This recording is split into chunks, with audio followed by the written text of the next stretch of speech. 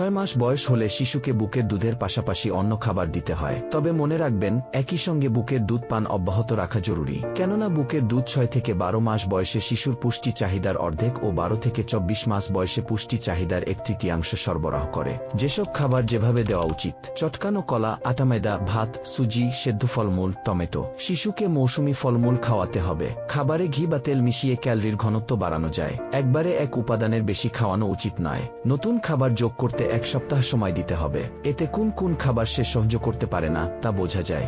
যে শিশু একবারে বেশি খায় না তাকে ফল, দুধ ও খাবার 2 থেকে 3 ঘন্টা বিরতিতে দিতে হবে। জোর করা যাবে না। খেতে না চাইলে চিন্তিত না হয়ে নতুন স্বাদের কোনো খাবারে আগ্রহ তা যাচাই করতে হবে।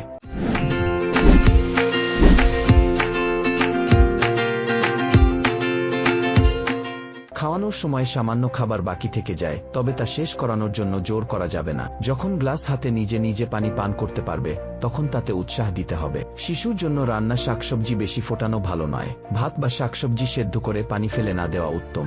ভালোভাবে পরিষ্কার করা তাজা ফল হাতে ধরে খেতে দিলে ভালো। বেশিরভাগ শিশু মাঝারি মাত্রার ঝাল সহ্য করতে পারে। যদি পরিবারের কারো কোনো খাবারে অ্যালার্জির ইতিহাস থাকে, যেমন বাদাম, তবে প্রথম বছরে শিশুকে তা খেতে না দেওয়া ভালো।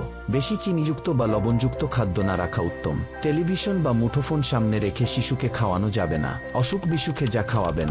অসুখ হলে শিশু খেতে চায় না, কিন্তু অসুস্থ শিশুকে বুকের দুধ পান করানো সম্ভব। এ অবস্থায় তাকে তরল ও পুষ্টিকর খাবার অল্প অল্প পরিমাণে খাওয়াতে হবে। অসুখ থেকে সেরে উঠলে তাকে 1 মাস পর্যন্ত প্রতিদিন অতিরিক্ত 1 বা 2 বার খাবার খাওয়ানো উচিত। শিশুকে বোতলজাত খাবার, জুস, কোল্ড ড্রিঙ্কস, পুষ্টি ড্রিঙ্কস এসব দেবেন না। চা, কফি ও বিভিন্ন পানীয় কখনো নয়। শিশু যেসব খাবার হাতে ধরে খেতে পারে তা তাকে চিবিয়ে খাওয়ার সুযোগ করে দেওয়া উচিত। সম্ভব হলে শিশুর খাবার তৈরির 2 ঘন্টার মধ্যে খাওয়ানো উচিত, আর যে খাবার ফ্রিজে রাখা হয় তাও 1 বা 2 দিনের মধ্যে শেষ করতে হবে।